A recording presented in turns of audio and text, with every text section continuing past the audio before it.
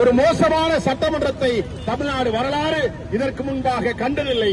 இப்படி எல்லா விடயங்களுக்கும் மௌனமாக இருக்கிற முதலமைச்சரை கடந்த கால தமிழ்நாடு கண்டதில்லை என்று சொல்லுகிற அளவிற்கு மிக கேவலமான, மோசமான, பிற்போக்குத்தனமான ஆட்சியை இந்த இடத்திலே அமைக்கப்பட்டிருக்கிறது என்பதை நான் இந்த இடத்தில் தமிழ் புலிகள் கட்சியின் சார்பில் சுட்டிக்காட்ட விரும்புகிறேன்.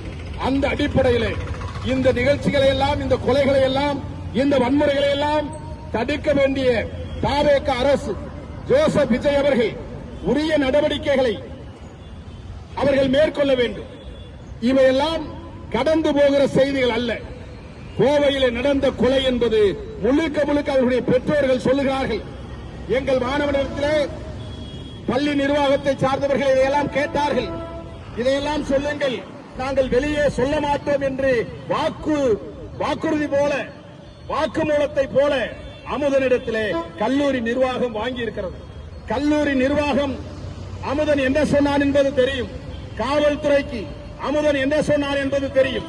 ஆனால் இந்த 2 பேரை கடந்து எதிரியாளர்களுக்கு, அந்த கொலையாளிகளுக்கு இந்த செய்திகளை கசிய விட்டு, உன்னை பற்றி, கஞ்சா விற்பனையை பற்றி, கஞ்சா யார் விற்கிறார்கள், யார் பயன்படுத்துகிறார்கள், இந்த கல்லூரியில யாரெல்லாம் அதில் ஈடுபடுகிறார்கள் என்கிற செய்திகளை அமுதன் சொல்லி இருக்கிறான் என்று வெளிப்படையாக அவருடைய பெற்றோர்கள் இங்கே பதிவு செய்திருக்கிறார்கள்.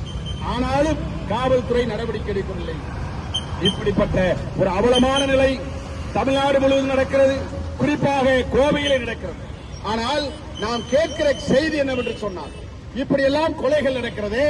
இதை தடுக்க 100 நாட்களிலே தாவேக அரசு எந்த முயற்சியை எடுத்திருக்கிறது, எந்த அளவிற்கு போதைப் பொருள்களை தடுத்திருக்கிறது, இந்த போதைப் பொருள் சம்பந்தமாக எத்தனை பேரை கைது செய்திருக்கிறது என்கிற செய்தியை கூட சொல்ல மறுக்கக்கூடிய அல்லது மௌனமாக கடந்து போகக்கூடிய ஒரு மோசமான அவல நிலை நின்று கொண்டிருக்கிறது தோழர்களே.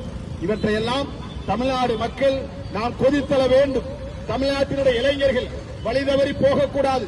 போதைப் பொருள்களிலே, அந்த பயன்பாட்டிலே தன்னை ஈடுபடுத்திக் கொள்ளாமல் மாணவர்கள் கல்வியிலே, அரசியலிலே விழிப்புணர்வை ஏற்படுத்திக் கொள்ளக்கூடிய நடவடிக்கைகளிலே அரசு ஈடுபட வேண்டும் என்பதைத்தான் இந்த இடத்திலே நான் சொல்ல விரும்புகிறேன். குறிப்பாக கோவை என்பது பல்வேறு விடயங்களுக்கு முன்னுதாரணமாக இருக்கிறது. ஆனால் அதே கோவைதான் கிட்டத்தட்ட பல்வேறு அரசியல் நடவடிக்கைகளுக்கும் தடையாக இருக்கிறது. குறிப்பாக 2 செய்தி. கோவை மத்திய சிறையில் நான் வழக்கு தொடர்பாக சிறைக்கு செல்கிறேன். சிறைக்கு செல்லுகிற போது கோவை சிறையில் கைதிகள் உள்ளே வருகிற போது அவர்களுக்கு அந்த உள்ளே வரக்கூடிய கைதிகள் கருப்பு சட்டை அணிந்து வரக்கூடாது, சிகப்பு சட்டை அணிந்து வரக்கூடாது, நீல சட்டை அணிந்து வரக்கூடாது என்று அறிவிக்கப்படாத, எழுதப்படாத சட்டமாக இந்த 3 வண்ணம் கொண்ட ஆடைகளை சிறைக்குள்ளே நாங்கள் அனுமதிக்க மாட்டோம் என்று அவர்கள் சிறைச்சாலை எல்லையிலேயே தடுத்து நிறுத்துகிறார்கள். இந்த 3 வண்ண சட்டைகளை மட்டும் அணியக்கூடாது என்று சொல்லுவதற்கு என்ன காரணம்? இந்த 3 நிறமும் ஒரு அரசியலை போதிக்கிறது. அந்த அரசியல் சிறைக்குள்ளே இருக்கக்கூடிய கைதிகளுக்கு போய் சென்றுவிடக்கூடாது, அந்த முற்போக்கு அரசியல் கடந்துவிடக்கூடாது என்று தடுக்க சிறைத்துறை நிர்வாகம் நடவடிக்கை எடுக்கிறது. ஒரு அரசியல் விழிப்புணர்வை தடுக்க தெரிந்த சிறை அதிகாரிகள். அதே போல அண்மையிலே ஒரு மாணவனுக்கு அட்மிஷன், நுழைவு சம்பந்தமாக குப்புசாமி பொறியியல் கல்லூரிக்கு நாங்கள் வாகனத்தில் போகிறோம். உள்ளே நுழைகிற போதே எங்கள் வாகனத்தில் இருக்கிற கட்சி கொடியை நீங்கள் கலட்டிவிட்டு தான் உள்ளே போக வேண்டும் என்று செக்யூரிட்டி உள்ளிட்ட பல பேர் வாக்குவாதம் செய்கிறார்கள். வாக்குவாதத்திற்கு பிறகு நாங்கள் கொடி எடுப்போம் என்பது வேறு. ஆனால் என்ன சொல்ல வருகிறோம் என்று சொன்னால், ஒரு கல்லூரிக்குள்ளே ஒரு கட்சி கொடியோடு உள்ளே வரக்கூடாது என்று தடுக்க தெரிந்த கல்லூரி நிர்வாகத்திற்கு, அதிலும் குறிப்பாக நீலவர்ண கொடியை தடுக்க தெரிந்த கல்லூரி நிர்வாகத்திற்கு கஞ்சா எப்படி வருகிறது என்று தடுக்க துப்பில்லையா, திராணி இல்லையா என்று இந்த இடத்தில் கேட்க செய்தியாக இருக்கிறது.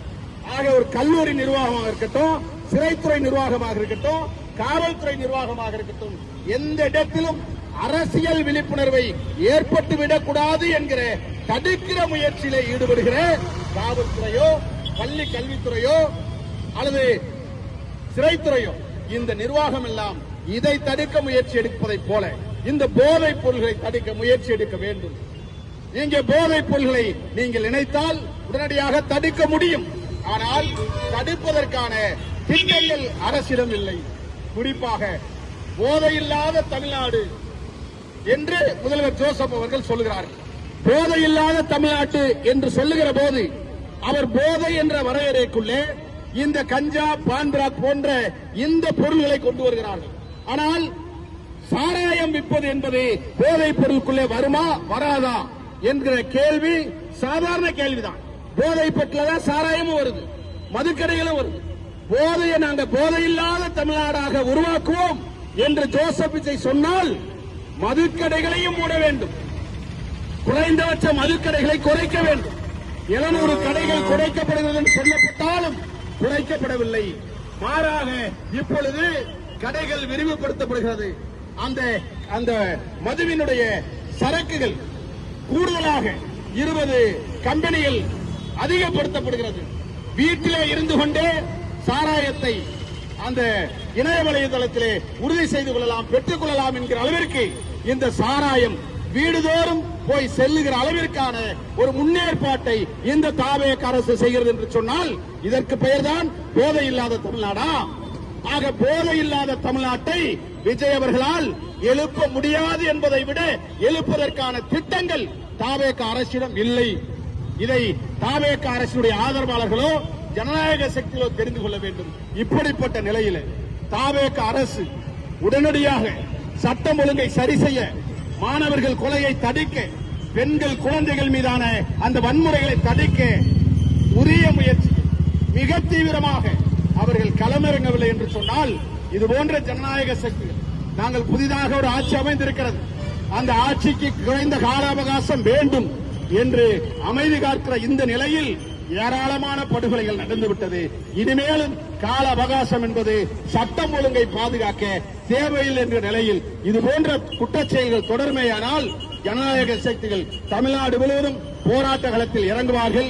அதற்கு தமிழ் புலிகள் கட்சி என்றென்றைக்கும் உறுதுணையாக இருக்கும் என்று சொல்லி கல்லூரி மாணவருக்கு உரிய நீதி கிடைக்க அரசு முயற்சிக்க வேண்டும் என்று கேட்டு விடைபெறுகிறேன். நன்றி, வணக்கம். நன்றி தெரிவித்துக் கொண்டு அடுத்ததாக தந்தை பெரியார் திராவிட கழகத்தின் பொதுச் செயலாளர் தோழர் ராமகிருஷ்ணன் அவர்கள்